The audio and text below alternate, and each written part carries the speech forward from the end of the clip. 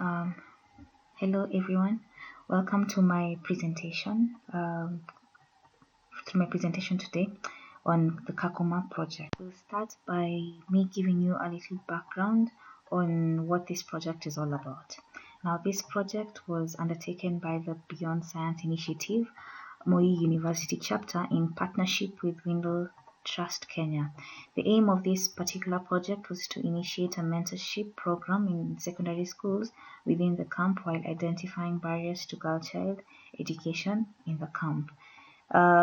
This camp is known as Kakuma Refugee Camp, and it's a refugee camp in Kenya.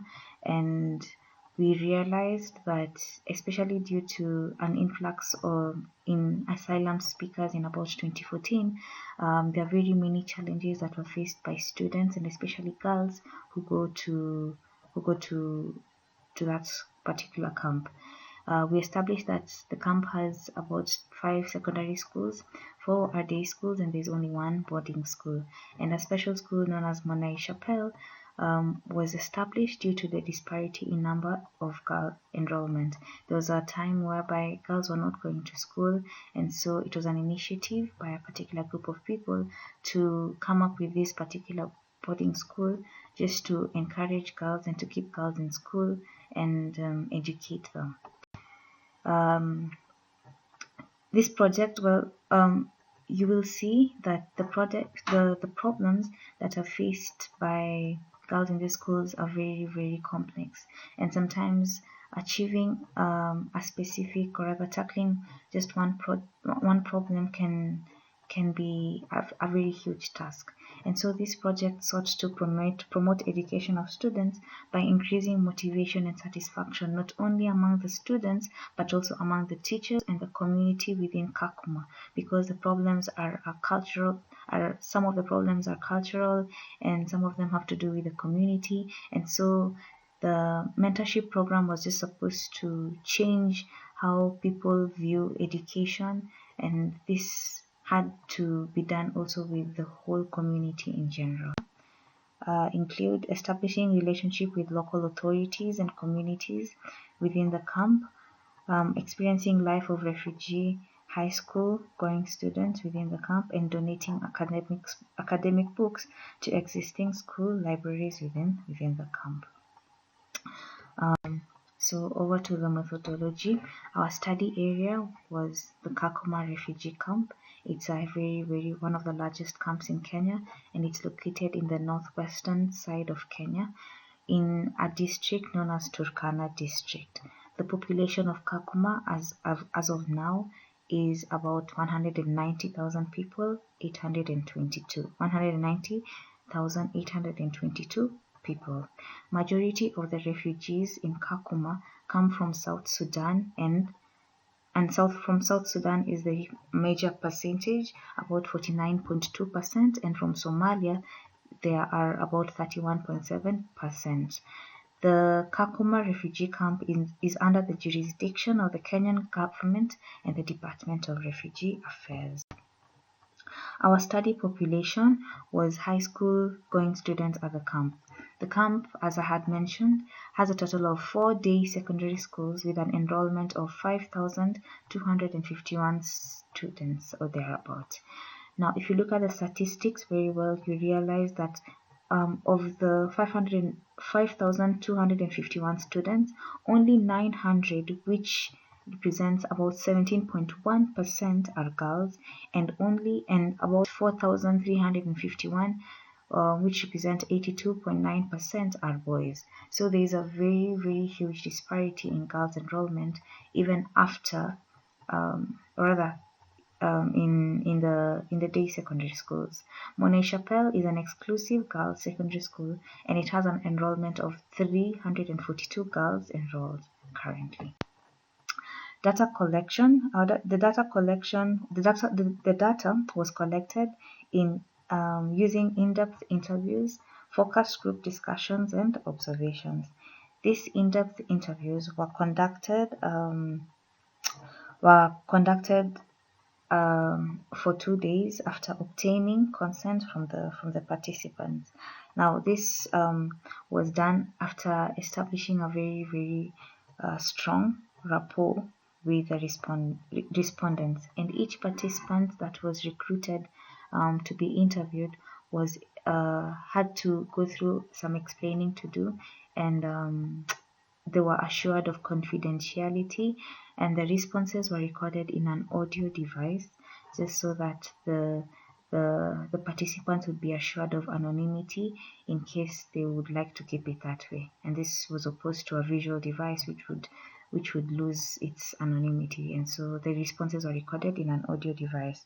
And after recording, um, after developing a rapport, then we went on to start our in-depth interviews, and we asked various questions, and the questions were grouped into three. The first were questions asked to obtain data on demographics, and then we also asked questions to assess the barriers that the girls face to their education, and the third set of questions were those to do with the knowledge, to assess the knowledge of HIV and family planning methods. Among the questions that were asked to obtain data on demographics, this included their ages, their nationality, their religion, their level of education, and marital status. Questions that were asked to assess the barriers that they face to their education included how long they had been in high school, if they have any challenges that prevent them from achieving their education, and if they did, they were asked to explain some of them to us.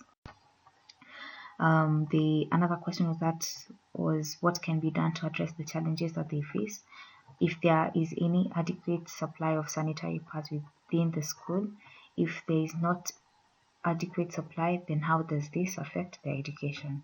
The questions that were asked to assess the knowledge of HIV/AIDS and family planning methods include how is HIV transmitted from one person to another, and if people who are diagnosed with HIV/AIDS stigmatized in any way, what's the role of antiretroviral drugs ARVs what is the role of ARVs in managing HIV/AIDS, and what is the importance of family planning. We also asked them of methods, if they knew any methods of family planning, among other questions. After conducting the interviews, they were analyzed, they were played and analyzed independently by three researchers. The responses were further categorized into various themes and discussed as such. Now, moving over to the findings. To do with the demographics, we interviewed 15 girls. 15 girls were interviewed, and all of them were between the ages of 17 and 22 years. All were single, meaning they were not married. None of them was married. And by nationality, if you look onto the table just below onto the slide, you realize that the majority of the girls that were interviewed were South Sudanese, making an 80%. Somali were only 3, and schools, those who go to Monash Chapel were 11, and those who go to Kakuma Day were 4. And religion, those who are Christians were 12, and those who are Muslim were only 3. Now, the problems were categorized into various themes, and I will discuss them as such. Now, barriers to education. The first barrier that the girls face is that of cultural barriers. Very many girls, actually most girls in Kakuma, are subjected to early marriages, and once they are married, definitely a lot of responsibility comes with marriage, and you find that they cannot continue their education. And so this is a very, very major challenge, because it's just a way of life. You reach a certain age and you're eligible for marriage, and they are given off to marriage, and many of them do not have a say whether they want to get married or not, and you find that this is a very huge challenge, and many of them get married even against their own wills, and this acts as a very major barrier to their education. Now, the community in Kakuma do not have a disregard for girls' education. Uh, Not much value is placed on girls, and girls would rather be sold off to marriage to bring dowry, and boys would rather be educated. And so there's a very huge disregard for girls' education, and so no one is motivated, no girl child is motivated to go to school because it is viewed that girls are not to be educated. And then there is also the issue of insecurity. Girls, there are very many areas in Kakuma. Actually, there are notorious places in Kakuma that have horrible insecurity, and so girls are vulnerable to rape and they're vulnerable to violence, and this gives them trauma, and this especially on their way to school for those on days in day schools. This gives them trauma and acts as a barrier to them, pursuing their education. Some girls also live with their siblings, especially if they're older, and many older siblings actually violate, their younger sisters, and you find that many of the girl child are mistreated, and and they face violence from their older siblings, and also this discourages them from going to school. The third barrier was that of poor infrastructure.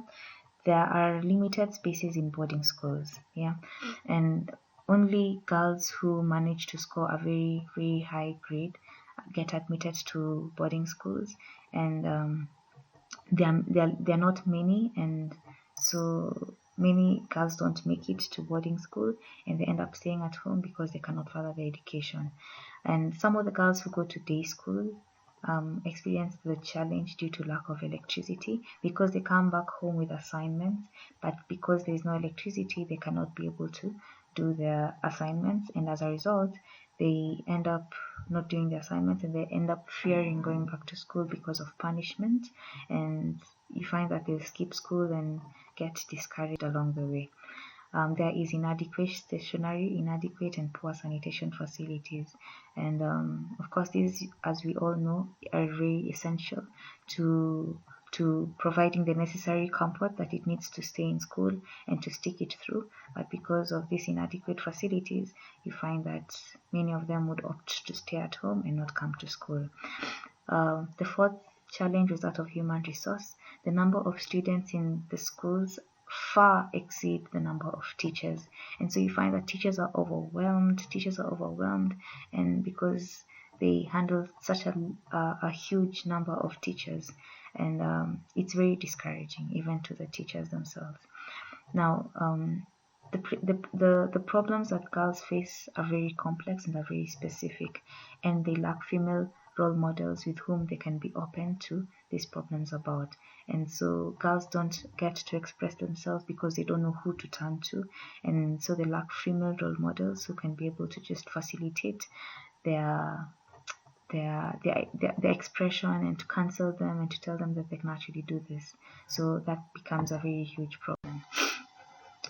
Other barriers is that of lack of understanding on HIV transmission and HIV stigma. As per our findings, we realize that people don't know how HIV is transmitted. People think it's airborne. Others think it's transmitted through touch, and those who are infected face a lot of stigma and are ostracized, and find that girls who are infected do not have any motivation whatsoever to go to school.